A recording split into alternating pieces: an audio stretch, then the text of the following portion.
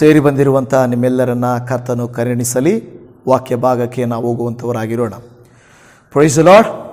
ಯೇಸು ಕ್ರಿಸ್ತನ ಪ್ರೀತಿಯುಳ್ಳ ಶ್ರೇಷ್ಠವಾದ ನಾಮದಲ್ಲಿ ದೇವರ ಜೀವವುಳ್ಳ ನುಡಿಗಳನ್ನು ಕೇಳಲಿಕ್ಕಾಗಿ ಪ್ರತಿ ಸಾರಿ ನೀವು ಬರುವಾಗ ದೇವರು ಹೊಸದಾಗಿ ದೇವರು ನಿಮಗೆ ತಕ್ಕ ಹಾಗೆ ತನ್ನ ವಾಕ್ಯಗಳ ಮೂಲಕವಾಗಿ ಮಾತನಾಡುವಂಥವರಾಗಿದ್ದಾರೆ. ಆಮೆನ್. ದೇವರು ಮಾತನಾಡುವ ದೇವರು. ಹಲ್ಲೆಲೂಯಾ. ನಾವು ಆರಾಧಿಸುವ ದೇವರು ಮಾತನಾಡುವ ದೇವರು. ನಾವು ಆರಾಧಿಸುವ ದೇವರು ಕಲ್ಲು ಮಣ್ಣು ಗಿಡ ಮರ ಪ್ರಾಣಿ ಪಕ್ಷಿ ಅಲ್ಲ, ಸ್ಪಂದಿಸದ ದೇವರಲ್ಲ, ಆತನು ಸ್ಪಂದಿಸುವ ದೇವರಾಗಿದ್ದಾರೆ. ಅದಕ್ಕಾಗಿ ದೇವಾದಿ ದೇವನಿಗೆ ಸ್ತೋತ್ರ. ಪ್ರಿಯ ದೇವಜನವೇ, ಮನುಷ್ಯರು ನಮ್ಮನ್ನ ಸುಖ ಇರುವಾಗ ನೆನೆಸಿಕೊಳ್ಳುತ್ತಾರೆ, ಆದರೆ ಕಷ್ಟ ಬರುವಾಗ ನೆನಪು ಮಾಡಿಕೊಳ್ಳುವುದಿಲ್ಲ. ಆದರೂ ಕೂಡ ದೇವರು ಆ ರೀತಿಯಾಗಿ ಅಲ್ಲವೇ ಅಲ್ಲ. ಆತನು ಎಲ್ಲ ಸಮಯಗಳಲ್ಲಿ ನಮ್ಮನ್ನು ನೆನೆಸಿಕೊಳ್ಳುತ್ತಾನೆ. ಇನ್ನೊಂದು ವಿಷಯ ಏನಂದರೆ, ಜನರು ಅಧಿಕಾರಿಗಳನ್ನು, ದೊಡ್ಡವರನ್ನು, ಪ್ರಸಿದ್ಧಿಯಾಗಿರುವಂಥವರನ್ನು ನೆನೆಸಿಕೊಳ್ಳುತ್ತಾರೆ, ಆದರೆ ಸಾಧಾರಣವಾದಂಥ ಜನರನ್ನು ಅವರು ನೆನೆಸಿಕೊಳ್ಳೋದಿಲ್ಲ. ಹೌದಲ್ವಾ? ನಮ್ಮ ಒಂದು ವೇಳೆ ಜನಾಂಗದಲ್ಲಿ, ನಮ್ಮ ನೆಂಟರಲ್ಲಿ, ಸಂಬಂಧಿಕರಲ್ಲಿ ಹೆಸರುವಾಸಿಯಾಗಿ ಹಣ ಮಾಡಿ ಬಿಲ್ಡಿಂಗ್ ಮಾಡಿ ಕಾರಲ್ಲಿ ಓಡಾಡೋರ ಕುರಿತು ನಾವು ಜ್ಞಾಪಕ ಇಟ್ಟುಕೊಳ್ಳುತ್ತೇವೆ. ಒಂದು ವೇಳೆ ನಮ್ಮ ಮನೆಗೆ, ನಮ್ಮ ಕಾರ್ಯಕ್ರಮಕ್ಕೆ ಏನಕ್ಕಾದರೂ ಏನು ಮಾಡ್ತೇವೆ, ಮೊದಲು ಅವರನ್ನು ಕರೆಯೋಣ ಎಂದು ಕರೀತಾರೆ. ಯಾಕೆಂದರೆ ಅವರಿಗೆ ಹೆಸರಿದೆ, ಅವರು ದೊಡ್ಡವರು, ಅವರು ಪ್ರಸಿದ್ಧರು, ಅದರಿಂದ ಕರೆಯುತ್ತಾರೆ. ಆದರೆ ದೇವರು ಆ ರೀತಿಯಾಗೆಲ್ಲ.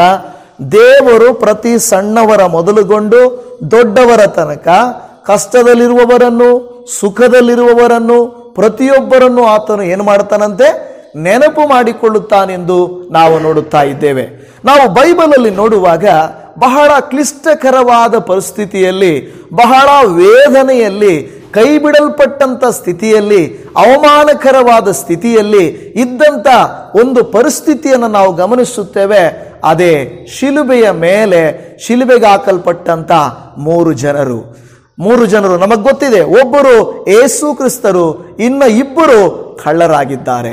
ಆದರೆ ಆ ಇಬ್ಬರು ಕಳ್ಳರಲ್ಲಿ ಒಬ್ಬ ಕಳ್ಳನು ಯೇಸು ಸ್ವಾಮಿಯ ಬಳಿಯಲ್ಲಿ ಒಂದು ಭಿನ್ನಹವನ್ನ ಮಾಡಿಕೊಂಡನು.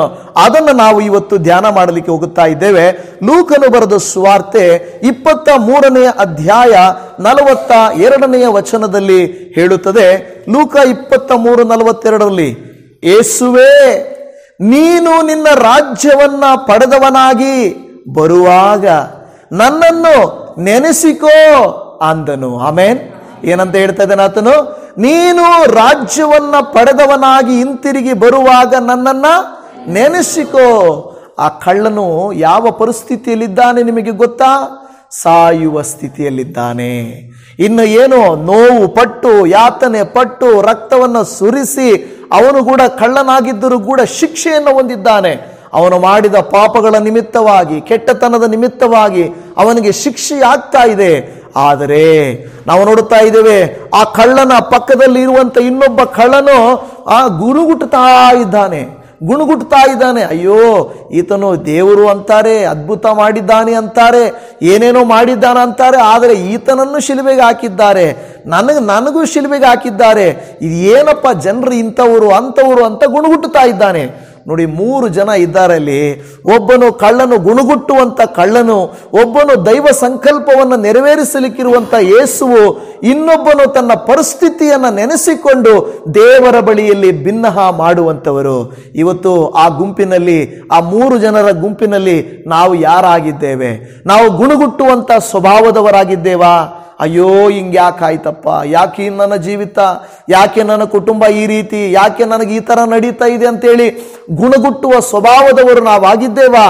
ಇಲ್ಲವೇ ನಾವು ನೋಡುತ್ತಾ ಇದ್ದೇವೆ ದೈವ ಸಂಕಲ್ಪವನ್ನು ನೆರವೇರಿಸುವಂತವರಾಗಿದ್ದೇವಾ?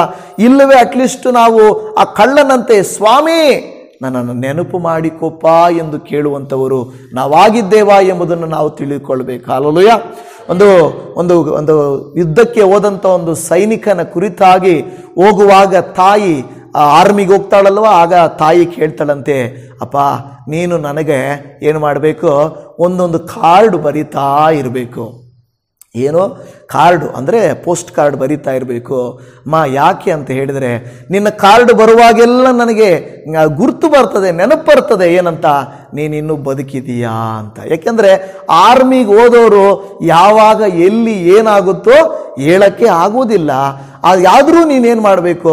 ನನ್ನನ್ನು ನೆನಪು ಮಾಡಿಕೊಂಡು, ನನಗೊಬ್ಬ ತಾಯಿ ಇದ್ದಾಳೆ, ಆ ತಾಯಿಯನ್ನು ನಾನು ನೆನಪು ಮಾಡಿಕೊಳ್ಬೇಕು ಅನ್ನೋ ಉದ್ದೇಶಕ್ಕೋಸ್ಕರ ನೀನೊಂದು ಲೆಟರ್ ಆದರೂ ಬರೆಯಪ್ಪ ಅಂತ ಹೇಳಿದರು. ಆತನು ಹೋದನು. ಯುದ್ಧಕ್ಕೆ ಹೋಗುವಾಗ ಆ ಯುದ್ಧ ನಡೀತಾ ಇದೆ. ಕೆಲವು ಸಾರಿ ಯುದ್ಧಗಳು ನಡೀತಾ ಇರುವಾಗ ಅವನಿಗೆ ದಿಢೀರ್ನ ಯುದ್ಧವು ನಡೀತಾ ಇದೆ. ಆ ಯುದ್ಧವೆಲ್ಲ ಆದಮೇಲೆ ಕೆಲವು ಸಾರಿ ನೈಟಲ್ಲಿ ಸ್ವಲ್ಪ ಟೈಮ್ ಸಿಕ್ಕಾಗ ಅವನಿಗೆ ನೆನಪು ಬರ್ತಾ ಇದೆ, ನಾನು ಯುದ್ಧ ಮಾಡ್ತಾ ಇದ್ದೀನಿ, ನಾಳೆ ಕೂಡ ಯುದ್ಧ ಇರ್ತದೆ, ಇವತ್ತು ಬದುಕಿದ್ದೀನಿ, ನಾಳೆ ನಾನು ಬದುಕಿರ್ತೀನೋ ಇಲ್ಲ ನನಗೆ ಗೊತ್ತಾಗಲ್ಲ, ಆದರೆ ಇವತ್ತು ಬದುಕಿದ್ದೀನಲ್ವಾ, ಅದಕ್ಕೆ ನನ್ನ ತಾಯಿಗೆ ಒಂದು ಲೆಟ್ರ್ ಬರೆಯೋಣ ಅಂತ ಹೇಳಿ ಅವನೇನು ಮಾಡ್ತಾನೆ, ಒಂದು ಲೆಟ್ರನ್ನು ಬರೀತಾನೆ. ಆ ಲೆಟ್ರನ್ನು ಪೋಸ್ಟ್ ಮಾಡ್ತಾರೆ. ಅಂದರೆ ಅವ್ರು ಏನು ಮಾಡ್ತಾರೆ, ಅವರು ತಗೊಂಡು ಹೋಗ್ಬಿಡ್ತಾರೆ ರಾತ್ರಿನೇ. ಅವ್ನು ನೋಡ್ತಾನೆ, ಮತ್ತೆ ಏನು ಮಾಡ್ತಾನೆ, ಅಮ್ಮ ನಾನು ಸುರಕ್ಷಿತವಾಗಿದ್ದೇನೆ, ನೀನು ಚಿಂತೆ ಮಾಡಬೇಡ, ನಾನು ಚೆನ್ನಾಗಿದ್ದೇನೆ ಅಂತ ಹೇಳ್ತಾನೆ. ಅಲ್ಲಿ ಯುದ್ಧ ಇದ್ರೂ ಕೂಡ ಅವನು ಅದನ್ನೆಲ್ಲ ಹೇಳಲ್ಲ. ಅಯ್ಯೋ ನಾನು ಯುದ್ಧದಲ್ಲಿ ಇದ್ದೀನಿ, ನನಗೇನಾಗುತ್ತೋ ಗೊತ್ತಿಲ್ಲ, ಅದೆಲ್ಲ ಬರೀತಾ ಇರಲಿಲ್ಲ. ಆದರೆ ಅಮ್ಮ ನಾನು ಚೆನ್ನಾಗಿದ್ದೀನಿ ಅಂತ ಹೇಳಿ ಆತನು ಬರೀತಾ ಇದ್ದ. ಮಾರನೇ ದಿನ ಯುದ್ಧಕ್ಕೆ ಹೋಗ್ತಾನೆ. ಆ ಯುದ್ಧವನ್ನು ಮಾಡಿ ಬದುಕಿದ್ರೆ ನಾನು ಬಂದು ಲೆಟರ್ ಬರೀತೀನಿ ಅಂತ ಅವನೇನು ಮಾಡ್ತಾನೆ, ಪ್ರತಿದಿನ ಬಂದು ಅವನು ತಾಯಿಯನ್ನು ನೆನಪು ಮಾಡಿಕೊಳ್ತಾ. ಯಾಕೆಂದರೆ ಅವನಿಗೆ ತಾಯಿ ಬಿಟ್ಟರೆ ಬೇರೆ ಯಾರೂ ಇರಲಿಲ್ಲ. ತಾಯಿಯನ್ನು ನೆನಪು ಮಾಡಿಕೊಳ್ಳುತ್ತಾ ಇದ್ದ. ತಾಯಿ ಕೂಡ ಅದನ್ನು ನೆನೆಸಿಕೊಂಡು, ನನ್ನ ಮಗ ಬದುಕಿದ್ದಾನೆ, ನನ್ನ ಮಗನು ಚೆನ್ನಾಗಿದ್ದಾನೆ ಎಂದು ಹೇಳಿ ಆಕೆ ನೆನಪು ಮಾಡಿಕೊಳ್ಳುತ್ತಾ ಇದ್ದಳು. ಇವತ್ತು ನನ್ನ ಪ್ರಿಯ ದೇವಜನವೇ, ನಾನು ನಿಮಗೂ ಹೇಳುವುದೇನೆಂದರೆ, ಪ್ರತಿದಿನ ದೇವರು ನಮಗೂ ಹಾಗೇನೆ, ನಮಗೆ ದೇವರು ಪ್ರತಿದಿನ ವಾಕ್ಯದ ಮೂಲಕವಾಗಿ ಈಗೋ ನಾನಿದ್ದೀನಿ ಅನ್ನುವಂಥದ್ದನ್ನು ದೇವರು ನಮಗೆ ನೆನಪು ಮಾಡ್ತಾನೆ. ಹಲ್ಲೆಲೂಯಾ. ದೇವರೇನು ಮಾಡ್ತಾನೆ, ನಮಗೆ ಪ್ರತಿದಿನ ನಮಗೆ ನೆನಪು ಮಾಡ್ತಾನೆ. ಈಗ ನಾನಿದ್ದೀನಿ, ಚಿಂತೆ ಮಾಡಬೇಡ, ಭಯ ಪಡಬೇಡ. ಯಾಕೆ ನೀನು ಚಿಂತೆ ಮಾಡ್ತೀಯ, ನಾನಿದ್ದೀನಿ ಅನ್ನುವಂಥದ್ದನ್ನು ದೇವರು ನೆನಪು ಮಾಡ್ತಾ ಇದ್ದಾನೆ. ಈ ಒಂದು ಸ್ಥಳದಲ್ಲಿ ಯೇಸುವಿನ ಕುರಿತಾಗಿ ಆ ಕಳ್ಳನು ಯೇಸುವೇ ಅಪ್ಪ ಯೇಸುವೇ ಅಂತ ಹೇಳಿ ನೀನು ನಿನ್ನ ರಾಜ್ಯವನ್ನು ಪಡೆದವನಾಗಿ ಬರುವಾಗ ನೋಡಿ, ನಂಬಿಕೆ ನಮಗೆ ಬಹಳ ಮುಖ್ಯ. ನೋಡಿ, ಆ ಕಳ್ಳನು ನಂಬಿದನು, ಯೇಸು ಸ್ವಾಮಿ ಮತ್ತೆ ಹಿಂತಿರುಗಿ ಬರಲಿಕ್ಕಿದ್ದಾನೆ. ಇಲ್ಲಿರುವಂತ ನಾವೆಷ್ಟು ಜನ ನಂಬ್ತೀವಿ ಯೇಸು ಮತ್ತೆ ಬರಲಿಕ್ಕಿದ್ದಾರೆ ಅಂತ? ಹಲ್ಲೆಲೂಯಾ. ಇಲ್ಲಿರುವಂತ ನಾವು ನಂಬುತ್ತೇವೆ, ನಮ್ಮ ಯೇಸು ಮತ್ತೆ ಬರಲಿಕ್ಕಿದ್ದಾನೆ. ಎಷ್ಟೋ ಜನರು ಆ ನಂಬಿಕೆ ಇಲ್ಲದೆ ಏನು ಮಾಡ್ತಾ ಇದ್ದಾರೆ ಗೊತ್ತಾ? ನೋಹನ ಕಾಲದಲ್ಲಿ ತಿಂದು ಕುಡಿದು ಮಜಾ ಮಾಡಿದ ರೀತಿಯಲ್ಲಿ ಇನ್ನೂ ಮಜಾ ಮಾಡಿಕೊಳ್ತಾ ಇದ್ದಾರೆ. ನಾನು ಅನ್ಯರ ಕುರಿತಾಗಿ ಮಾತಾಡ್ತಾ ಇಲ್ಲ, ದೇವ ಭಕ್ತರ ಕುರಿತಾಗಿ ಮಾತನಾಡ್ತಾ ಇದ್ದೇನೆ. ಎಷ್ಟೋ ಜನ ಏನಾಗಿದ್ದಾರೆ, ಕ್ರೈಸ್ತರೆಂಬವರು, ದೇವರ ಮಕ್ಕಳಾಗಿರುವಂಥವರು, ವೈರಾಗ್ಯವಾಗಿ ಜೀವಿಸಬೇಕಾದವರು, ನನ್ನೇಸು ರಾಜನು ಮತ್ತೆ ಬರ್ತಾನೆ, ನಾಳೆ ಅನ್ನೋದು ನನಗೆ ಸಿಗುತ್ತೋ ಸಿಗಲ್ವೋ, ಇವತ್ತು ನಾನು ದೇವರನ್ನ ನೆನಪು ಮಾಡಿಕೊಳ್ಬೇಕು, ಇವತ್ತು ನಾನು ದೇವರಿಗಾಗಿ ಜೀವಿಸಬೇಕು.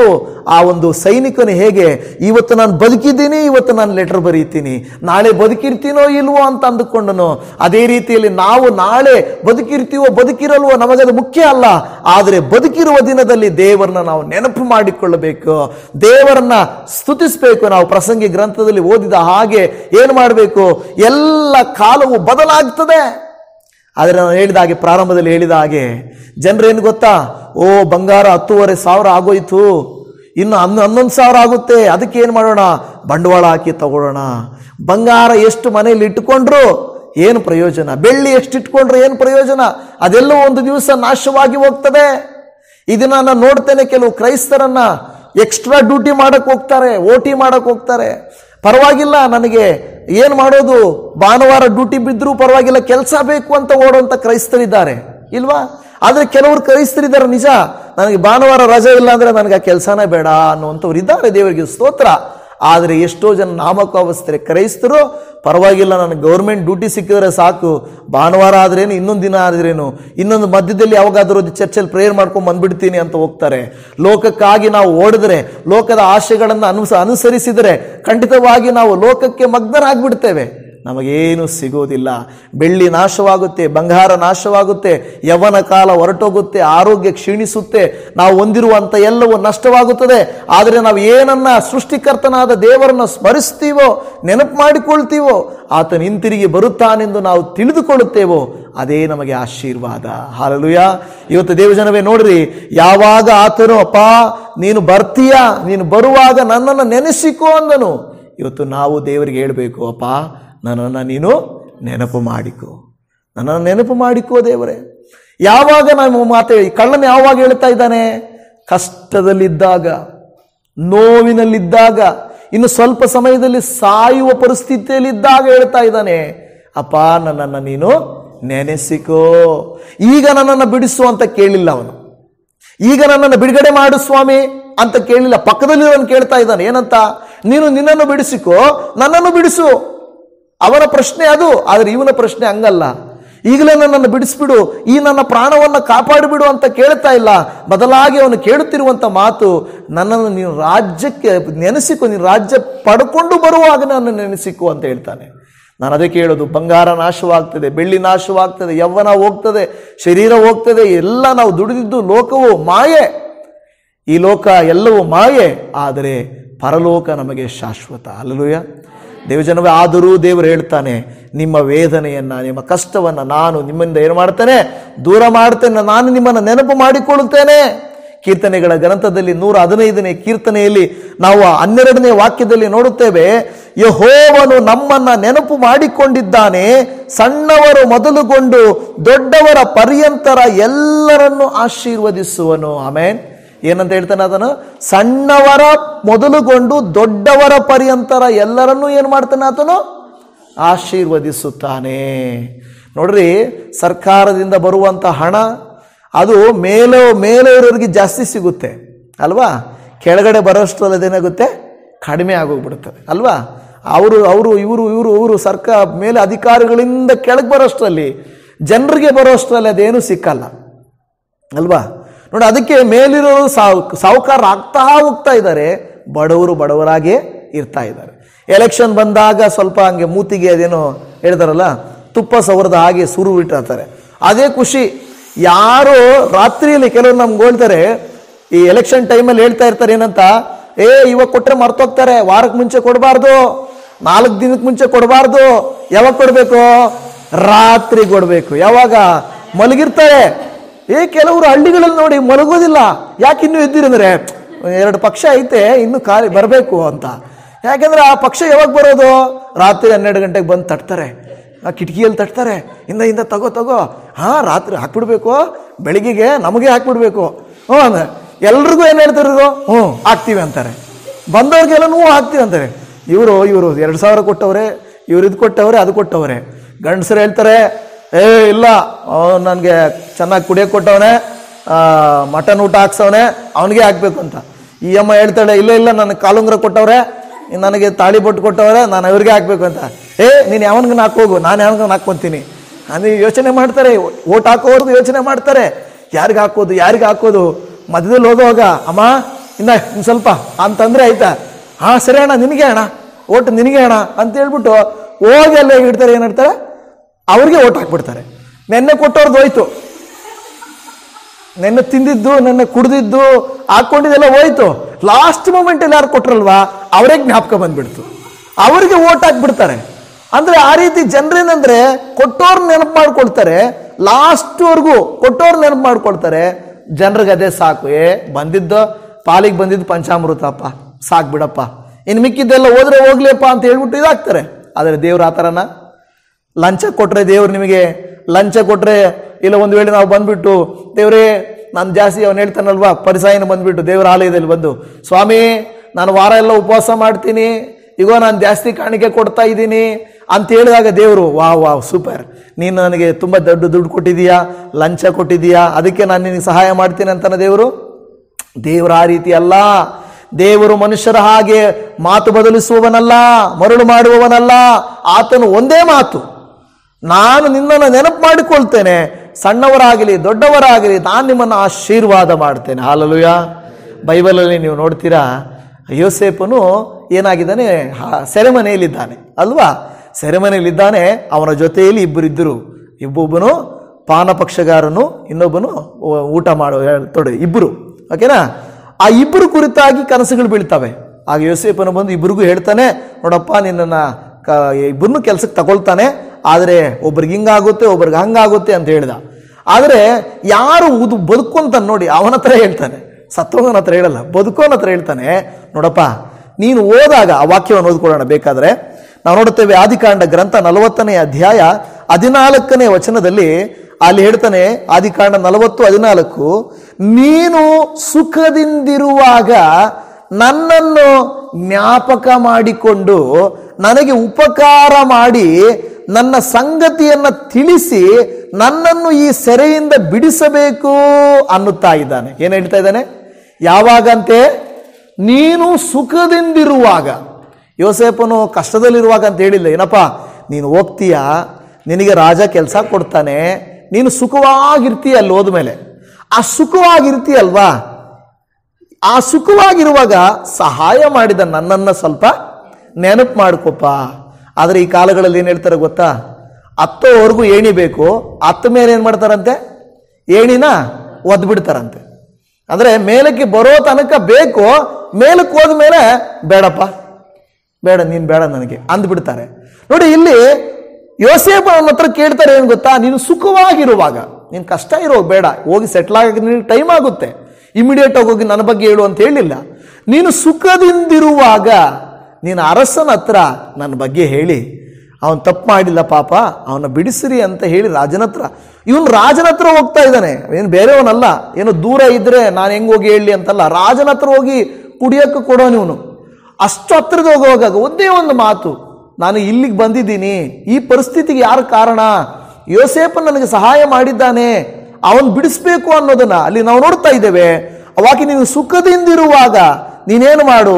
ನನ್ನನ್ನು ಜ್ಞಾಪಕ ಮಾಡಿಕೊಂಡು ನನಗೆ ಉಪಕಾರ ಮಾಡಿ ಫರೋಹನಿಗೆ ನನ್ನ ಸಂಗತಿಯನ್ನು ತಿಳಿಸಿ ನನ್ನನ್ನು ಈ ಸೆರೆಯಿಂದ ಬಿಡಿಸಬೇಕು ಅಂತ ಕೇಳ್ಕೊಳ್ತಾನೆ.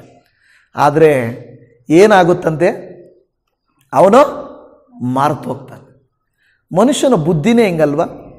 ಮನುಷ್ಯರ ಬುದ್ಧಿ ಹೀಗೇನೆ, ಮರ್ತೋಗ್ಬಿಡ್ತಾರೆ ಬೇಗ. ಮಾಡಿದ ಉಪಕಾರವನ್ನು ಮರ್ತೋಗ್ತಾರೆ. ಅದಕ್ಕೆ ದೇವರ ವಾಕ್ಯ ಯಾವಾಗಲೂ ಹೇಳೋದೇನೆಂದರೆ, ಮನುಷ್ಯರಲ್ಲಿ ಭರವಸೆ ಇಡುವುದಕ್ಕಿಂತ ಯೆಹೋವನಲ್ಲಿ ಭರವಸೆ ಇಡುವುದು ಒಳ್ಳೆಯದು. ಹೌದು, ನಾವು ಮನುಷ್ಯರಲ್ಲಿ ಭರವಸೆ ಇಡಬಾರ್ದು. ಯಾವತ್ತು ಯಾವ ರೀತಿಯಾಗಿ ಬದಲಾಗ್ತಾರೋ ಗೊತ್ತಾಗಲ್ಲ. ಈಗ ನೋಡಿ, ಪ್ರಾಣಿ ಪಕ್ಷಿಗಳ ಥರ. ಪ್ರಾಣಿ ಪಕ್ಷಿಗಳೇನಾಗ್ತವೆ ಗೊತ್ತಾ? ಪಕ್ಷಿಗಳು ರೆಕ್ಕೆ ಬರೋವರೆಗೂ ಜೊತೆಯಲ್ಲಿರ್ತವೆ. ರೆಕ್ಕೆ ಬಂತು ಅಂದರೆ ಆರ್ಕೊಂಡು ಹೊರಟೋಗ್ತವೆ. ಮತ್ತೆ ಅದ್ಯಾರೋ ಇದ್ಯಾರೋ, ನೀವ್ಯಾರೋ ನಾನು ಯಾರೋ ಅನ್ನುವ ರೀತಿಯಲ್ಲಿ ಆರ್ಕೊಂಡು ಹೊರಟ್ಬಿಡ್ತವೆ. ಆದರೆ ದೇವರು ಆ ರೀತಿಯಾಗಿ ಅಲ್ಲ, ನಮ್ಮನ್ನು ಯಾವಾಗಲೂ ಸಾಕಿ ಸಲಹುವ ಪೋಷಿಸುವ ದೇವರಾಗಿದ್ದಾನೆ. ಈ ಸಂದರ್ಭದಲ್ಲಿ ನಾವು ನೋಡುತ್ತಾ ಇದ್ದೇವೆ, ಅವನು ಮರ್ತೋದ. ಆದಿಕಾಂಡ 40ನೇ ಅಧ್ಯಾಯ 23ನೇ ವಚನಕ್ಕೆ ಬಂದಾಗ, ಆದಾಗ್ಯೂ ಮುಖ್ಯ ಪಾನದಾಯಕನು ಯೋಸೇಫನನ್ನು ನೆನಪು ಮಾಡದೆ ಮರೆತು ಬಿಟ್ಟನು. ನೋಡ, ಮುಖ್ಯ ಪಾನದಾಯಕನು ಜ್ಞಾಪಕ ಇಟ್ಕೊಳ್ಬೇಕಾಗಿರೋದು ಅವನೇನು ಮಾಡಿಬಿಟ್ಟ? ಮರ್ತೋಗ್ಬಿಟ್ಟ. ಆದರೆ ದೇವರು ಮರ್ತೋದನ?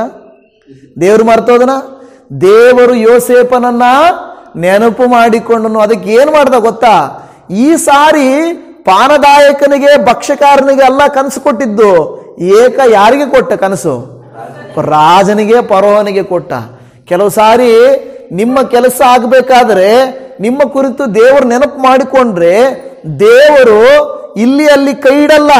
ನಿಮಗೋಸ್ಕರ ನೇರವಾಗಿ ಕೆಲವು ಸಾರಿ ಹೇಳ್ತಾರೆ, ಸರ್ಕಾರಗಳನ್ನೇ ದೇವರು ಬದಲಾಯಿಸಿಬಿಡ್ತಾರೆ. ಹಲ್ಲೆಲೂಯಾ. ನಿಮಗಾಗಿ ಪರಿಸ್ಥಿತಿಗಳನ್ನೇ ದೇವರು ಬದಲಾಯಿಸಿಬಿಡ್ತಾನೆ. ಕೆಲವರು ನನಗೆ ಹೇಳಿದ್ದು ಸಾಕ್ಷಿ ಉಂಟು, ನನಗೋಸ್ಕರ ದೇವರು ಈ ರೀತಿ ಬದಲಾವಣೆಯೇ ಮಾಡಿಬಿಟ್ರು. ಕಂಪ್ನಿನೇ ಕೆಲವು ಸಾರಿ ಕ್ಲೋಸ್ ಮಾಡಿಬಿಟ್ರು, ಕೆಲವು ಸಾರಿ ಈ ಥರ ಮಾಡಿದ್ರು, ಆ ಥರ ಮಾಡಿದ್ರು ಅಂತ ಹೇಳಿದ್ದಾರೆ. ನನ್ನ ಪ್ರಿಯ ದೇವಜನವೇ, ಯಾವಾಗ ದೇವರು ಯೋಸೇಫನನ್ನು ನೆನಪು ಮಾಡಿಕೊಂಡನೋ, ದೇವರು ಏನು ಮಾಡ್ದ ಗೊತ್ತಾ? ಅರಸನಿಗೆ ಕನಸು ಕೊಟ್ಟ. ಅರಸನು ಈ ಯೋಸೇಫನನ್ನು ಕರೆಸಿಕೊಳ್ಳುವಂತೆ ಆವಾಗ ಕನಸು ಬಂದಾಗ ನಿಮಗೆಲ್ಲ ಕತೆ ಗೊತ್ತಿದೆ. ಇವನು ಕೇಳ್ತಾನೆ, ಪಾನದಾಯಕನು, ಅಯ್ಯ ನನ್ನ ಕನಸು ಬಿದ್ದಾಗ ಒಬ್ಬನು ಹಿಂಗೆ ಹೇಳ್ದ, ಅಯ್ಯ ನಿಮಗೂ ಕನಸು ಬಿದ್ದಿದ್ಯಾ? ಹಾಗಾದ್ರೆ ಈ ಕನಸು ಅರ್ಥ ಹೇಳೋನು ಒಬ್ಬನು ಇದ್ದಾನಯ್ಯ. ಎಲ್ಲಿದ್ದಾನೆ ಅವನು? ಅಯ್ಯ ಸೆರೆಮನೆಯಲ್ಲಿದ್ದಾನ, ಕರೆಸು ಬೇಗ ಅಂತ ಹೇಳಿ ಅವನನ್ನು ಅಲ್ಲಿಂದ ಸೆರೆಮನೆಯಿಂದ ಎಲ್ಲಿಗೆ ಕರೆಸಿದ್ರು? ಅರಮನೆಗೆ ಕರೆಸಿದ್ರು. ಹಲ್ಲೆಲೂಯಾ. ನೋಡ್ರಿ, ದೇವರು ಎಲ್ಲಿಂದ ನಾ ಮಾಡಿದ್ರು. ಯೋಸೇಫನನ್ನ ಅಣ್ಣಂದಿರು ಬಾವಿಗೆ ಹಾಕಿದಾಗಲೂ ದೇವರು ನೆನಪು ಮಾಡಿಕೊಂಡ. ಅದಕ್ಕೆ ಅವರ ಅಣ್ಣನ ಹೃದಯದಲ್ಲಿ ಮನಸ್ಸು ಕೊಟ್ಟು ಅಲ್ಲಿ ಬೇಡ ಅವನ್ನ ಎತ್ತು ಅಲ್ಲಿಂದ ಅಂತ ಹೇಳಿ ಎತ್ತಿಸಿದ ಅಲ್ವಾ. ಅಲ್ಲಿಂದ ತಗೊಂಡೋಗಿ ದೇವರು ಏನು ಮಾಡಿದ್ರು, ಪೋಟಿಫರ್ನ ಮನೆಯಲ್ಲಿಟ್ಟರು. ಅಲ್ಲಿಂದ ನಾವು ನೋಡುತ್ತೇವೆ ಅವನನ್ನು ಸೆರೆಮನೆಗೆ ಹೋದಾಗ ದೇವರು ಅಲ್ಲಿಂದ ಎತ್ತಿದ್ರು. ದೇವರು ಹಾಗೇನೆ ನಿಮ್ಮನ್ನು ನನ್ನನ್ನು ನೆನಪು ಮಾಡಿಕೊಂಡರೆ ಆತನು ನಾವು ಬಿದ್ದಿರುವ ಗುಣಿಯಿಂದಲೂ ಬಿದ್ದಿರುವ ಪರಿಸ್ಥಿತಿಯಿಂದಲೂ ನಮ್ಮನ್ನು ಮೇಲಕ್ಕೆತ್ತಲಿಕ್ಕೆ ಆತನು ಶಕ್ತನಾಗಿದ್ದಾನೆ. ಮನುಷ್ಯರು ಮರೆತು ಹೋಗ್ತಾರೆ, ಆದರೂ ದೇವರು ನಮ್ಮನ್ನು ಏನು ಮಾಡೋದಿಲ್ಲ, ಮರೆತು ಹೋಗುವುದಿಲ್ಲ. ಅದನ್ನು ನಾವು ಚೆನ್ನಾಗಿ ಜ್ಞಾಪಕ ಇಟ್ಕೊಳ್ಬೇಕು. ನಾವು ದೇವರ ಬಳಿಯಲ್ಲಿ ಈ ಕಳ್ಳನು ಕೇಳಿಕೊಂಡ ಹಾಗೆ ದೇವರೇ ನನ್ನನ್ನು ನೆನಪು ಮಾಡಿಕೊಪ್ಪ ಎಂದು ಕೇಳಬೇಕು. ನಾವು ಎಷ್ಟೋ ಜನರು ಬಹಳ ಹೀನವಾದ ಸ್ಥಿತಿಯಲ್ಲಿ ಬಿದ್ದಿರುತ್ತೇವೆ. ಯೋಸೇಫನಂತೆ ಅಣ್ಣಂದರಿಂದಲೇ ಸ್ವಂತದವರಿಂದಲೇ ನಾವು ತಿರಸ್ಕಾರಕ್ಕೆ ಒಳಗಾಗಿರಬಹುದು.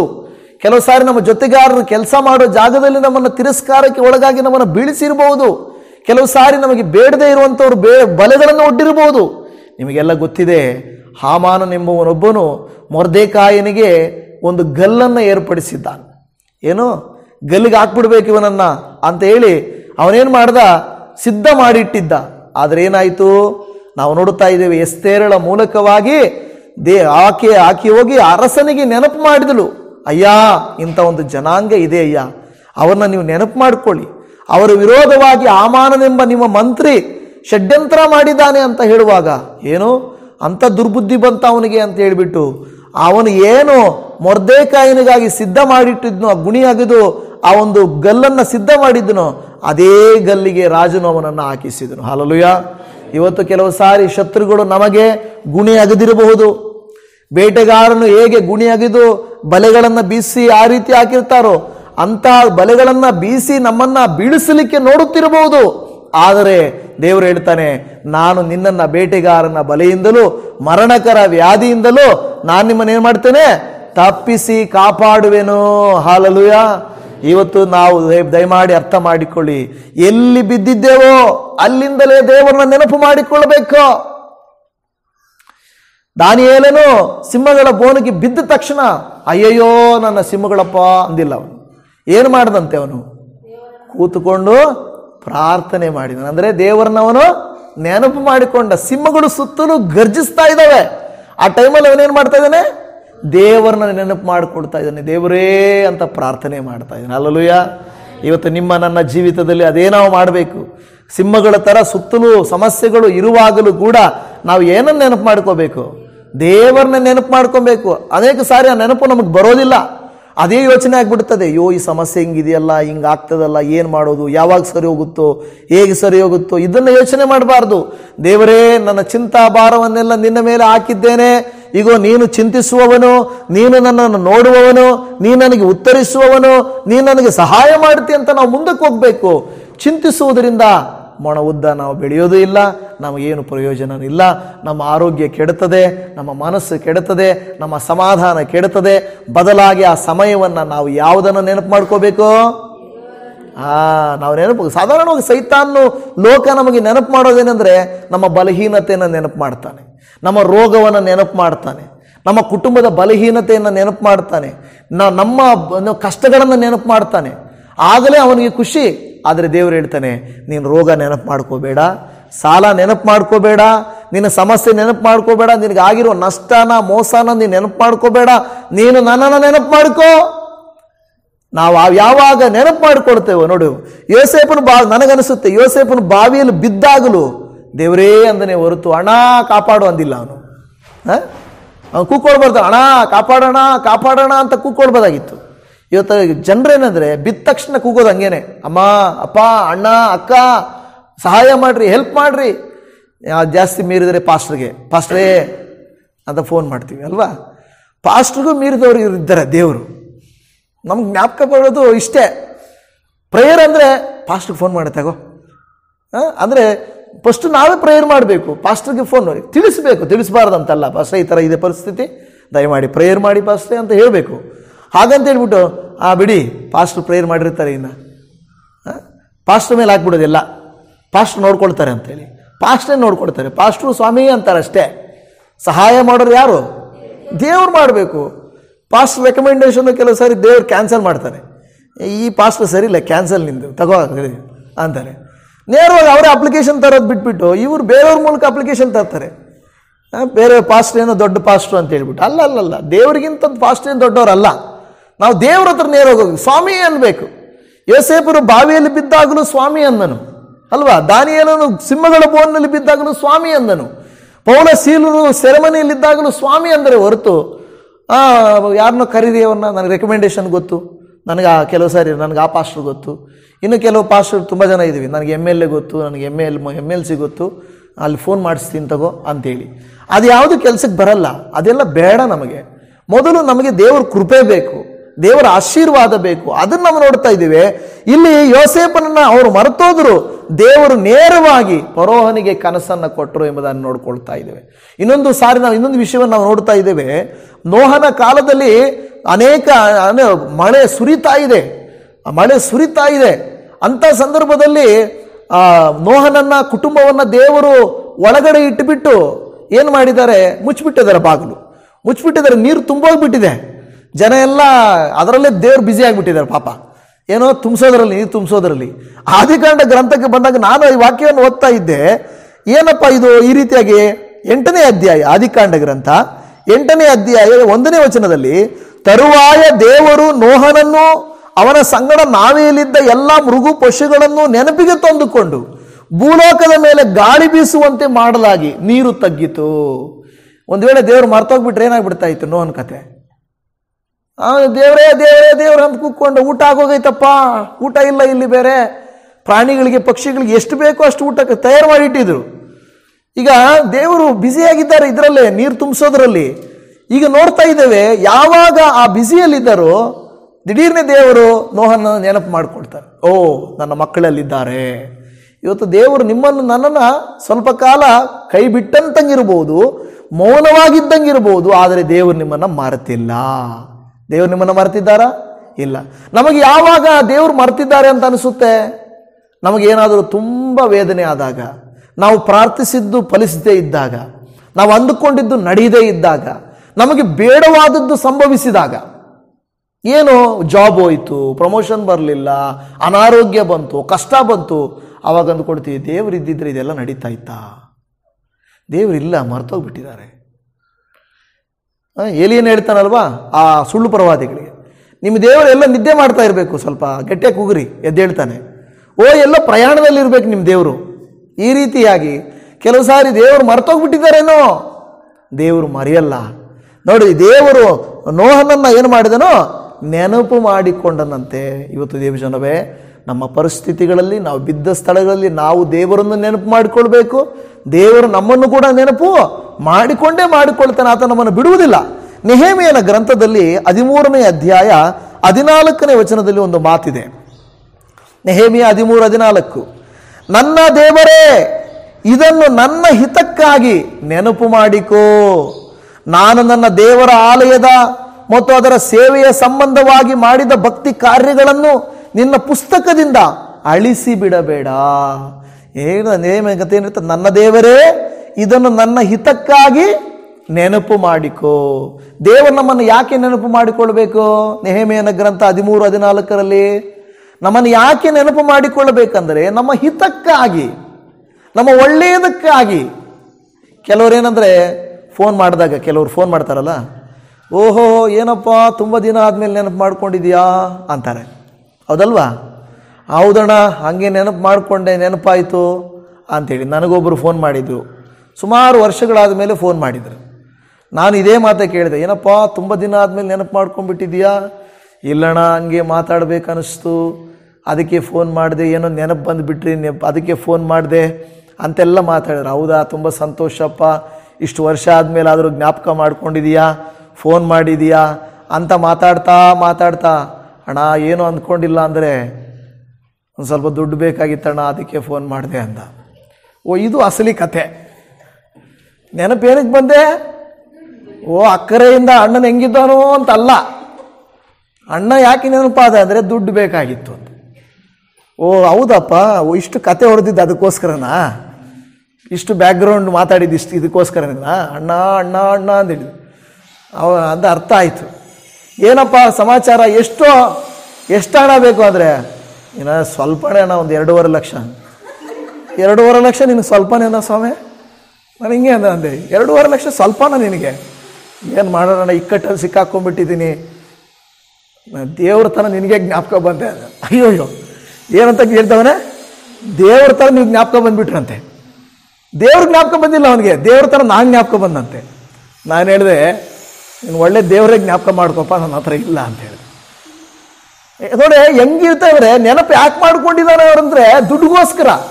ಅದು ಹೇಳೋದು ಆಮೇಲೆ ಏನಂದ್ರೆ ಹೆಂಗಿದೆಯಣ್ಣ, ಏನಣ್ಣ ಜ್ಞಾಪಕ ಬಂದಿಟ್ಟಣ ಅಂತೇಳಿ. ಕೆಲವು ಸಾರಿ ಹಂಗೇನೆ, ಕಷ್ಟಕ್ಕೆ ಮಾತ್ರ ನೆನಪು ಬರ್ತದೆ ಕೆಲವರಿಗೆ ಅಲ್ವಾ. ಸುಖಕ್ಕೆ ಜ್ಞಾಪಕ ಬರಲ್ಲ, ಕಷ್ಟಕ್ಕೆ ಜ್ಞಾಪಕ ಬಂದ್ಬಿಡ್ತಾರೆ. ಏನಾದರೂ ತೊಂದರೆ ಆದಾಗ, ಅನಾರೋಗ್ಯ ಆದಾಗ, ಸಮಸ್ಯೆಗಳಾದಾಗ, ಅಯ್ಯೋ ಇವ್ರಿಗೋಗಿ ಫೋನ್ ಮಾಡೋಣ ತಗೋ ಅಂತ ಹೇಳಿ ಫೋನ್ ಮಾಡ್ತಾರೆ. ಆದರೆ ದೇವರು ಹೇಳ್ತಾರೆ, ದೇವರೇ ನನ್ನ ಹಿತಕ್ಕಾಗಿ ನನ್ನನ್ನು ನೆನಪು ಮಾಡಿಕೋ. ಹಿತಕ್ಕಾಗಿ. ಇಸ್ರಾಯೇಲರು 400 ವರ್ಷ ಐಗುಪ್ತ ದೇಶದಲ್ಲಿ ಬಿದ್ದಿದ್ದಾರೆ. 400 ವರ್ಷ ಜ್ಞಾಪಕ ಬರಲಿಲ್ಲ. ಯಾವಾಗ ಕಷ್ಟ ಜಾಸ್ತಿ ಆಗೋಯ್ತೋ ಆವಾಗ ದೇವ್ರು ನೆನಪು ಬಂದ್ಬಿಟ್ರು. ಹೌದಲ್ಲ, ನಮಗೂ ಒಬ್ಬ ಪಿತೃರು ದೇವರಿದಾರಲ್ವಾ, ಯಾಕೆ ನಾವು ಇಷ್ಟು ದಿನ ದೇವ್ರನ್ನ ಕೂತ್ಕೊಂಡಿಲ್ಲ? ಆವಾಗ ದೇವರೇ, ಅವ್ರ ಹೆಸರು ಗೊತ್ತಿಲ್ವೇ? ಏನೋರಪ್ಪ ಏನು ಮಾಡೋದು? ಇಸ್ರಾಯೇಲ್ ರಂಗೇನೆ, ಅಯ್ಯೋ ಹೆಸರು ಏನೋ ಗೊತ್ತಿಲ್ವೇ? ಇರ್ಲಿ ಬಿಡು, ಅಬ್ರಹಾಮನ ದೇವರೇ, ಈಸಾಕನ ದೇವರೇ, ಅವ್ರ ಹೆಸರು ಜ್ಞಾಪಕ ಐತೆ. ಯಾರ ಹೆಸರು? ಅಬ್ರಹಾಮಂದು, ಈಸಾಕನ, ಯಾಕೋಬನ ಹೆಸರು ಜ್ಞಾಪಕ ಐತೆ. ಆ ದೇವ್ರ ಹೆಸರು ಜ್ಞಾಪಕ ಇಲ್ಲ. ಓಕೆ, ಈಸಾಕನ ದೇವರೇ ನಮ್ಮನ್ನು ಕಾಪಾಡಪ್ಪ ಅಂದರು. ದೇವರು ಪಾಪ ಇರ್ಲಿ ಬಿಡು, ಹೆಂಗಾದ್ರಾಗ ನನ್ನ ಮಕ್ಕಳೇ ಅಲ್ಲ. ದೇವರು ಹಂಗೇನೆ ಪಾಪ. ಕರೆಕ್ಟಾಗಿ ನೋಡಿದ್ರೆ ನಾವು ಯಾರೂ ಯೋಗ್ಯರಲ್ಲ. ಕರೆಕ್ಟಾಗಿ ನೋಡಿದ್ರೆ ನಾವು ಯಾರೂ ಯೋಗ್ಯರಲ್ಲ. ದೇವರೇನು ಮಾಡ್ತಾರೆ, ಗ್ರೇಸ್, ಹೋದ್ರೋಗ್ಲಿ ಪಾಪ, ಮರ್ತೋಗಿಲ್ಲ ಬಿಡು ಅಂತೇಳಿ. ಸೊ ಆವಾಗ ಏನು ಮಾಡ್ತಾರೆ, ದೇವರು ನೆನಪು ಮಾಡಿಕೊಂಡು, ನೀವು ನೋಡ್ತೀರಾ ವಿಮೋಚನ ಕಾಂಡ 2ನೇ ಅಧ್ಯಾಯ, ದೇವರವರನ್ನು ನೆನಪು ಮಾಡಿಕೊಂಡು ಮೋಶೆ ಎಂಬ ಭಕ್ತನನ್ನು ಕಳುಹಿಸಿದನು. ಸೊ ಅದಕ್ಕೆ ನೀವು ನಾನು ನೋಡಿ ಹೇಳ್ತಿದ್ರೆ, ನನ್ನ ಹಿತಕ್ಕಾಗಿ ನೆನಪು ಮಾಡಿಕೋ. ಇವತ್ತು ನಾವು ದೇವರನ್ನ ನೆನಪು ಮಾಡಿಕೊಳ್ಳುವುದು ವಸ್ತುಗಳಿಗೋಸ್ಕರ ಅಲ್ಲ. ನಾವು ದೇವರನ್ನ ನೆನಪು ಮಾಡ್ಕೊಳ್ಳೋದೇನಂದ್ರೆ, ಜನ ಏನಕ್ಕೆ ನೆನಪು ಮಾಡ್ಕೊಳ್ತಾರೆ ಗೊತ್ತಾ? ಆದಾಯಕ್ಕೆ, ಆಶೀರ್ವಾದಕ್ಕೆ. ಆದರೆ ನಾವು ದೇವರನ್ನ ಅದಕ್ಕೆ ನೆನಪು ಮಾಡಿಕೊಳ್ಳಬಾರ್ದು. ಶಿಲುಬೆಯ ಮೇಲೆ ಕಳ್ಳನು, ಸ್ವಾಮಿ ಒಳ್ಳೆ ನೈಸಾಗಿ, ಸ್ವಾಮಿ ನನ್ನನ್ನು ಇಲ್ಲಿಂದ ಬಿಡಿಸ್ಬಿಡಪ್ಪ, ಕೆಳಕ್ಕೆ ಇಳಿಸ್ಬಿಡು ಅಂತ ಕೇಳಲಿಲ್ಲ. ಅವನು ಕೇಳಿದ್ನ? ಅವನು ಹಂಗೆ ಕೇಳಲಿಲ್ಲ. ದೇವರೇ ಇವಾಗ ಬಿಟ್ಬಿಡು, ನನ್ನ ಕತೆ ಆಗೋಯ್ತು, ಈ ಶರೀರ ಇಷ್ಟೇನೆ, ಆದರೆ ನೀನು ಹಿಂತಿರುಗಿ ಬರುವಾಗ ಮಾತ್ರ ನನ್ನನ್ನು ನೀನು ನೆನಪು ಮಾಡಿಕೊ. ಇವತ್ತು ದೇವ ಮಕ್ಕಳಾಗಿರುವಂಥ ನಾವು, ದೇವರು ಯಾವುದಕ್ಕೆ ನಮ್ಮನ್ನು ನೆನಪು ಮಾಡ್ಕೊಳ್ಬೇಕು? ವಸ್ತುಗಳಿಗೂ, ಇಲ್ಲಿನ ಸ್ವಲ್ಪ ಆಶೀರ್ವಾದಕ್ಕೂ ಅಲ್ಲ. ಅಪ್ಪ ನೀನು ಕೊಡೋದಾದರೆ ನೀನು ತುಂಬಿ ಹೊರಸೂಸುವಂತೆ ಕೊಡುವಂಥ ದೇವರು. ಹಾಲೆಲೂಯಾ. ಅದೇನು ಹೇಳ್ತಾರಲ್ಲ, ಹಿಂದಿಯಲ್ಲಿ ಹೇಳ್ತಾರೆ, ದೇವರು ಕೊಟ್ಟರೆ ಪಾಡ್ಕೆ ದೇಗ ಅಂತ ಕೊಡ್ತಾರೆ. ಅಂದರೆ ತುಂಬಿ ಹೊರಸೂಸುವಂತೆ ಕೊಡ್ತಾನಂತೆ. ಆತನ ಕೊಟ್ಟರೆ ಆತನ ಕೈ ಸ್ವಲ್ಪ ಕೈ ಅಲ್ಲ, ಕೊಡ್ತಾನೆ, ನಮಗೆ ಬೇಕಾದಷ್ಟು ಕೊಡ್ತಾನೆ. ಆದರೆ ನಾವೇ ದೇವರೇ ನಮ್ಮನ್ನು ಇದಕ್ಕಾಗಿ ನೆನಪು ಮಾಡಿಕೊ ಅಂತ ನಾವು ದೇವರನ್ನ ಏನು ಮಾಡಬೇಕು? ನಾವು ಪ್ರಾರ್ಥಿಸುವಂಥವರಾಗಿರಬೇಕು. ನಾನು ನನ್ನ ದೇವರ, ಈ ನೆಹೆಮೀಯ 13:14, ನಾನು ನನ್ನ ದೇವರ ಆಲಯದ ಮತ್ತು ಅದರ ಸೇವೆಯ ಸಂಬಂಧವಾಗಿ ಮಾಡಿದ ಭಕ್ತಿ ಕಾರ್ಯಗಳನ್ನು ನಿನ್ನ ಪುಸ್ತಕದಿಂದ ಅಳಿಸಿ ಬಿಡಬೇಡ. ನಾವೇನಾದರೂ ಮಾಡಿದ್ದೇವೆ ದೇವರಿಗೋಸ್ಕರ? ಮಾಡ್ತಾ ಇದ್ರೆ ದೇವರಿಗೆ ಸ್ತೋತ್ರ. ನೋಡಿ, ನೆಹೆಮೀಯನ ಗ್ರಂಥ ಹೇಳಿದರೆ, ನಾನು ನನ್ನ ದೇವರ ಆಲಯದ. ನಾವೇನು ಆಲಯಕ್ಕಾಗಿ ನಾವು ಮಾಡುತ್ತೇವೆ, ಸಮಯ ದೂರದಿಂದ ಆಲಯಕ್ಕೆ ಬರ್ತೇವೆ. ಇವತ್ತು ಏನೋ ಕೆಲಸ ಮಾಡ್ಕೊಂಡಿರ್ಬೋದಾಗಿತ್ತು, ಮನೆಯಲ್ಲಿ ಆಲಯಕ್ಕೆ ಬರ್ತೇವೆ. ಇದು ಗಮನಿಸಿರಿ, ನಾವು ದೇವರಿಗೋಸ್ಕರ ಮಾಡೋದು ಅದೇನೋ ಸುಮ್ಮನೆ ಅಲ್ಲ, ವ್ಯರ್ಥ ಅಲ್ಲ. ದೇವರ ಸಮ್ಮುಖಕ್ಕೆ ಹೋಗುವುದು ಕೂಡ ನೋಡಿ ಹೇಳ್ತದೆ. ನಾನು ಹೇಳ್ತಾ ಇಲ್ಲ ಈ ಮಾತು. ನಾನು ನನ್ನ ದೇವರ ಆಲಯದ ಮತ್ತು ಅದರ ಸೇವೆಯ ಸಂಬಂಧವಾಗಿ, ಆಲಯ ಮತ್ತು ಈ ಆಲಯಕ್ಕೆ ಸಂಬಂಧಪಟ್ಟ ಏನೇ ಸೇವೆಯ ಸಂಬಂಧವಾಗಿ ಮಾಡಿದ ಭಕ್ತಿ ಕಾರ್ಯಗಳು, ಏನು ಕಾರ್ಯಗಳು? ಭಕ್ತಿ ಕಾರ್ಯಗಳನ್ನು ನಿನ್ನ ಪುಸ್ತಕದಿಂದ ಅಳಿಸಿ ಬಿಡಬೇಡ. ಹಾಗಾದ್ರೆ ನಾವು ಮಾಡಿದ್ರೆ ತಾನೇ, ಅಷ್ಟೇ ನಾವು ಮಾಡಿರೋ ದೇವರಿಗೆ ಬರೀ ದೇವರೇ ಏನು ಮಾಡಿದ್ಯಾ? ಆಗ ಬರೀತೀನಿ ತಗೋ ಮಗ, ಏನು ಮಾಡಿದ್ಯಾ? ನಾನು ದೇವರೇ ಏನು ಮಾಡಿದ್ದೀನಿ?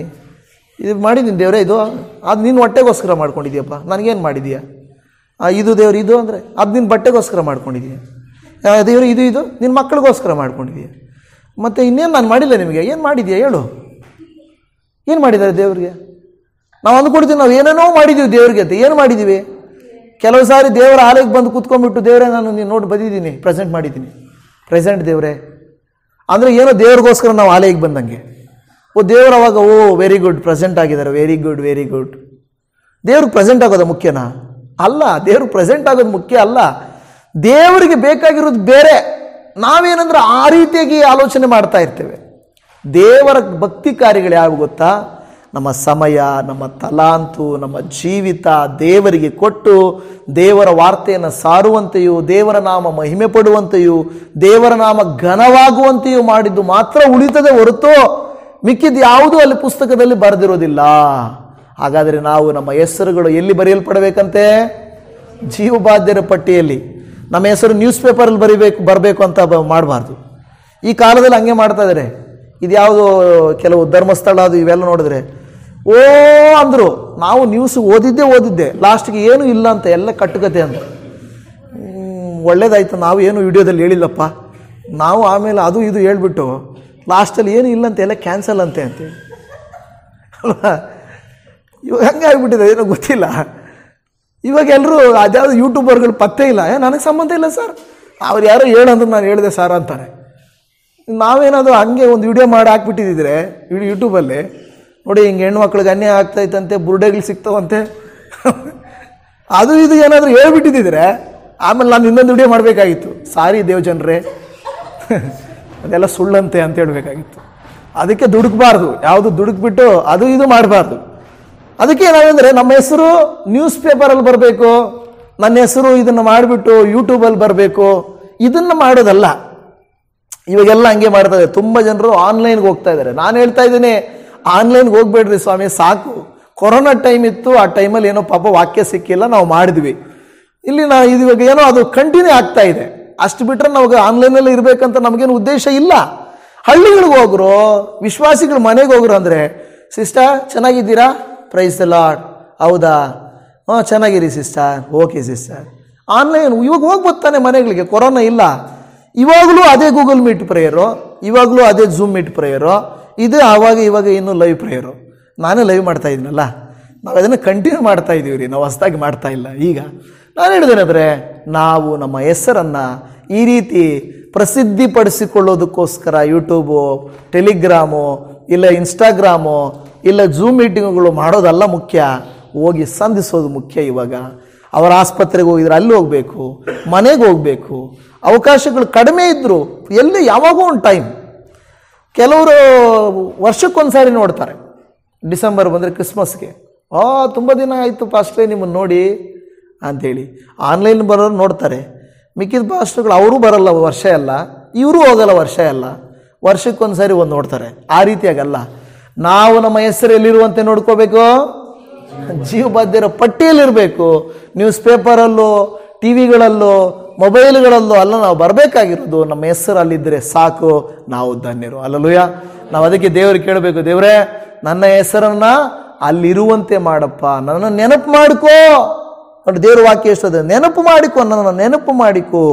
ಲಾಸ್ಟ್ ಕೊನೆ ವಚನವನ್ನು ಓದಿಕೊಂಡು ಮುಗಿಸ್ಕೊಳ್ಳೋಣ. ಕೀರ್ತನೆಗಳು 136ನೇ ಅಧ್ಯಾಯ 23ನೇ ವಾಕ್ಯದಲ್ಲಿ ನಾವು ನೋಡುತ್ತೇವೆ, ನಾವು ದೀನಾವಸ್ಥೆಯಲ್ಲಿದ್ದಾಗ ನಮ್ಮನ್ನು ನೆನಪು ಮಾಡಿಕೊಂಡನು, ಆತನ ಕೃಪೆಯು ಶಾಶ್ವತವಾದದ್ದು. ಕೀರ್ತನೆ 136:23 ಹೇಳ್ತದೆ, ನಾವು ಯಾವ ಅವಸ್ಥೆಯಲ್ಲಿದ್ದಾಗ? ದೀನಾವಸ್ಥೆಯಲ್ಲಿದ್ದಾಗ ನಮ್ಮನ್ನು ದೇವರು ಏನು ಮಾಡಿದ್ದಾರೆ? ನಿಜವಾಗಿ ನಿಮ್ಮನ್ನು ನನ್ನನ್ನು ದೇವರು ದೀನಾವಸ್ಥೆಯಲ್ಲಿ ನೆನಪು ಮಾಡಿಕೊಂಡಿಲ್ಲ ಅಂದರೆ ನಾವು ಇವತ್ತು ಇಲ್ಲಿ ಇರ್ತಾ ಇರಲಿಲ್ಲ, ಈ ವಾಕ್ಯವನ್ನು ನಾವು ಕೇಳಿಸ್ಕೊಳ್ತಾ ಇರಲಿಲ್ಲ. ಹೌದಾ ಇಲ್ವಾ? ಯಾವಾಗ ಬಿಟ್ಟೊಟ್ಟೋಗ್ತಾ ಇದ್ವಿ, ಬಿಡಪ್ಪ ಅಂತ. ದೇವರು ನಮ್ಮನ್ನು ಕಷ್ಟ ಕಾಲದಲ್ಲಿ ಕೈ ಬಿಡಲಿಲ್ಲ, ಕಣ್ಣೀರಿನಲ್ಲಿದ್ದಾಗ ನಮ್ಮನ್ನು ಮರೆತು ಬಿಡಲಿಲ್ಲ. ಆತ ನೆನಪು ಮಾಡಿಕೊಂಡು ನಮ್ಮ ಜೊತೆಯಲ್ಲಿದ್ದ. ನಮ್ಮ ಸಮಸ್ಯೆ ಪರಿಷ್ಕಾರ ಆಗದೇ ಇದ್ದಿರಬಹುದು, ಆದರೆ ಆತ ನಮ್ಮ ಜೊತೆಯಲ್ಲೇ ಇದ್ದನು. ನಾನಿದ್ದೀನಿ ಮಗಳೇ, ನಿನ್ನ ಸಂಕಟ ತೀರಲಿಲ್ಲ, ಆದರೆ ನನ್ನ ಜೊತೆಯಲ್ಲಿದ್ದೀನಿ ತಾನೆ. ಅದು ದೇವರು ಹೇಳುವಂಥ ಮಾತು. ಆ ರೀತಿಯಾಗಿ ದೇವರು ನಮ್ಮನ್ನು ನೆನಪು ಮಾಡಿಕೊಳ್ಳುವಂಥವನಾಗಿದ್ದಾನೆ. ಕರ್ತನಿಗೆ ಸ್ತೋತ್ರ. ಹಾಗಾದರೆ ಇವತ್ತು ನೀವು ನಾನು ಆ ಶಿಲುಬೆಯ ಮೇಲಿನ ಕಳ್ಳನ ಹಾಗೆ, ದೇವರೇ ನನ್ನನ್ನು ನೆನಪು ಮಾಡಿಕೋ ಎಂದು ಕೇಳಬೇಕು. ದೇವರು ಖಂಡಿತ ನಮ್ಮನ್ನು ನೆನಪು ಮಾಡಿಕೊಳ್ಳುತ್ತಾನೆ. ಯೋಸೇಪನು ನೆನಪು ಮಾಡಿಕೊಂಡ, ದಾನಿಯೇಲನ ನೆನಪು ಮಾಡಿಕೊಂಡ, ಯೇಸುವಿನ ಶಿಷ್ಯರು ನೆನಪು ಮಾಡಿಕೊಂಡ್ರು. ಸೆರೆಯಲ್ಲಿದ್ದಾಗ, ಸಿಂಹಗಳ ಮಧ್ಯೆಯಲ್ಲಿದ್ದಾಗ, ಗುಣಿಯಲ್ಲಿ ಬಿದ್ದಾಗ, ಮನುಷ್ಯರು ಮರೆತಾಗ ಅವರು ದೇವರನ್ನ ನೆನಪು ಮಾಡಿಕೊಂಡು, ದೇವರೇ ನಮ್ಮನ್ನು ನೆನಪು ಮಾಡಿಕೋ ಎಂದಾಗ ದೇವರವರನ್ನೇನು ಮಾಡಿದ್ರು? ನೆನಪು ಮಾಡಿಕೊಂಡ್ರು. ಇವತ್ತು ನಾವು ಕೂಡ ತಲೆಗಳನ್ನು ಬಾಗಿಸಿ ಪ್ರಾರ್ಥನೆ ಮಾಡಿಕೊಳ್ಳೋಣ. ಒಂದು ವೇಳೆ ಈ ದಿನ ಆಗಿರಬಹುದು, ಒಂದು ವೇಳೆ ಯಾವುದೇ ಪರಿಸ್ಥಿತಿಗಳು ನಮಗೆ ಇನ್ನೂ ಅಧಿಕವಾಗಿ ಬರಬಹುದು. ನಾವು ಒಂದೊಂದು ಸಾರಿ ಅಂಧಕಾರದಲ್ಲಿ ಹೋಗಬೇಕಾಗುತ್ತದೆ. ಕೆಲವು ಸಾರಿ ನಾವು ಒಂಟಿಯಾಗಿರಬೇಕಾಗುತ್ತದೆ. ಕೆಲವು ಸಾರಿ ನಮ್ಮ ಸುತ್ತಲೂ ಸಿಂಹಗಳೋಪಾದಿಯಲ್ಲಿ ಇರುತ್ತದೆ. ಅಂತ ಸಂದರ್ಭದಲ್ಲಿ ನಾವು ದೇವರಿಗೆ ಹೇಳಬೇಕು, ದೇವರೇ ನೀವು ನನ್ನ ಸಂಗಡ ಇರಬೇಕಪ್ಪ, ನೀವು ನನ್ನ ಜೊತೆಯಲ್ಲಿ ಇರಬೇಕು ದೇವರೇ, ನೀನು ನನ್ನ ಜೊತೆಯಲ್ಲಿ ಇರಬೇಕು. ನೀನು ಶದ್ರಕ್ ಮೇಷಕ್ ಅಬೇದ್ನೆಗೋರ ಜೊತೆ ನೀವು ಮಧ್ಯದಲ್ಲಿ ಇದ್ದ ಹಾಗೆ ನಮ್ಮ ಮಧ್ಯದಲ್ಲಿ ಇರಬೇಕು. ಬೆಂಕಿಯಲ್ಲಿರುವಾಗಲೂ, ಸೆರೆಯಲ್ಲಿರುವಾಗಲೂ, ರೋಗದಲ್ಲಿರುವಾಗಲೂ, ಸಾಲದಲ್ಲಿರುವಾಗಲೂ, ಸಮಸ್ಯೆಯಲ್ಲಿರುವಾಗಲೂ, ನೋವಿನಲ್ಲಿರುವಾಗಲೂ ನೀವು ನಮ್ಮನ್ನು ಬಿಟ್ಟು ಹೋಗಬೇಡಪ್ಪ. ನಮ್ಮ ನೆನಪು ಮಾಡಿಕೋ ದೇವರೇ. ನೀವು ನೆನಪು ಮಾಡಿಕೊಂಡ್ರೆ ನಾವು ಯಾವುದಕ್ಕೂ ಅಂಜುವುದಿಲ್ಲ, ನಾವು ಯಾವುದಕ್ಕೂ ಭಯಪಡೋದಿಲ್ಲ. ನೀವು ಇದ್ದರೆ ನಮಗೆ ಧೈರ್ಯ. ಯೋಸೇಫನು ಚಿಂತಿಸಲಿಲ್ಲ, ಇರಲಿ ಆ ವ್ಯಕ್ತಿ ಪಾನದಾಯಕನು ನನ್ನನ್ನು ಮರ್ತೋಗಿರ್ಬೋದು, ಆದರೆ ದೇವರು ನನ್ನನ್ನು ಮರೆಯಲ್ಲ ಎಂದು ವಿಶ್ವಾಸದಿಂದಿದ್ದನಪ್ಪ. ಅದೇ ರೀತಿಯಲ್ಲಿ ನಮ್ಮ ಸ್ವಂತ ಬಂಧದವರು, ನಮಗೆ ಬೇಕಾದವರು ನಮ್ಮನ್ನು ಮರೆತು ಹೋಗಬಹುದು, ಆದರೆ ನೀವು ನಮ್ಮನ್ನು ಮರೆಯುವ ದೇವರಲ್ಲ. ಸಹಾಯ ಮಾಡುವ ದೇವರು, ಉದ್ಧರಿಸುವ ದೇವರು, ಉಪಕಾರ ಮಾಡುವ ದೇವರು. ಅದಕ್ಕಾಗಿ ನಿನಗೆ ಸ್ತೋತ್ರ ಮಾಡುತ್ತಾ ಇದ್ದೇವೆ. ಈ ಪ್ರಾರ್ಥನೆಯನ್ನು ಆಲಿಸಿ ಸದುತ್ತರವನ್ನು ದಯಪಾಲಿಸಿಕೊಟ್ಟು ಇಲ್ಲಿ ತಲೆಗಳನ್ನು ಬಾಗಿರುವಂಥ ನಮ್ಮೆಲ್ಲರನ್ನು, ಈ ವಿಡಿಯೋನ ನೋಡಿ ಪ್ರಾರ್ಥಿಸುತ್ತಿರುವಂಥ ಪ್ರತಿಯೊಬ್ಬೊಬ್ಬರನ್ನು ನೀನು ಆಶೀರ್ವದಿಸಿ, ಅವರ ಕುಟುಂಬಗಳು ಯಾವ ದೀನಾವಸ್ಥೆಗೆ ಹೋಗಿದ್ದರೂ ಕೂಡ ಅಲ್ಲಿಂದ ನೀವು ನೆನಪು ಮಾಡಿಕೊಂಡು ಅವರನ್ನ ಬಿಡುಗಡೆ ಮಾಡಿರಿ. ರೋಗ ಸೌಖ್ಯ ಮಾಡಿರಿ, ಸಾಲದಿಂದ ಬಿಡುಗಡೆ ಮಾಡಿರಿ, ಅಪದೇವರೇ ಸಮಸ್ಯೆಗಳಿಂದ ಬಿಡುಗಡೆ ಮಾಡಿರಿ, ಶತ್ರುಗಳಿಂದ ಬಿಡುಗಡೆ ಮಾಡಿರಿ, ಅವರ ವಿರೋಧವಾಗಿರುವಂಥ ಕಲ್ಪಿಸಿರುವ ಎಲ್ಲ ದುಷ್ಟನ ಕಾರ್ಯಗಳನ್ನು ಲಯ ಮಾಡಿರಿ ಎಂದು ಬೇಡಿಕೊಳ್ಳುತ್ತಾ ಇದ್ದೇವೆ. ಪ್ರಾರ್ಥನೆ ಕೇಳಿದಕ್ಕಾಗಿ ನಿನಗೆ ಕೋಟಿ ಕೋಟಿ ವಂದನೆಗಳು ಸ್ವಾಮಿ. ಸರ್ವಸ್ತುತಿ ಘನಮಾನಗಳು ನಿನಗೆ ಸಲ್ಲಿಸುತ್ತಾ ಈ ಪ್ರಾರ್ಥನೆಯನ್ನು ನಮ್ಮನ್ನು ನಿನ್ನ ಕರುಣೆಯ ಕರದಲ್ಲಿ ಒಪ್ಪಿಸಿಕೊಡುತ್ತಾ, ನಮ್ಮ ರಕ್ಷಕನು, ಕರ್ತನು, ಒಡೆಯನು, ಕ್ರಿಸ್ತನು, ನಮ್ಮ ಸಹಾಯಕನು ನಮ್ಮನ್ನು ನೆನಪು ಮಾಡಿಕೊಂಡು ಹಿಂತಿರುಗಿ ಬಂದು ನಮ್ಮನ್ನು ಕರ್ಕೊಂಡು ಹೋಗಿ ನಾನಿರುವ ಜಾಗದಲ್ಲಿ ನೀವು ಇರಬೇಕೆಂದು ಹೇಳುವಂತ ಲೋಕರಕ್ಷಕನಾದ ಯೇಸುವಿನ ಪರಿಶುದ್ಧವಾದ ನಾಮದಲ್ಲಿ ಪ್ರಾರ್ಥಿಸುತ್ತೇವೆ ಪರಮ ತಂದೆಯೇ. ಆಮೇನ್, ಆಮೇನ್, ಆಮೇನ್.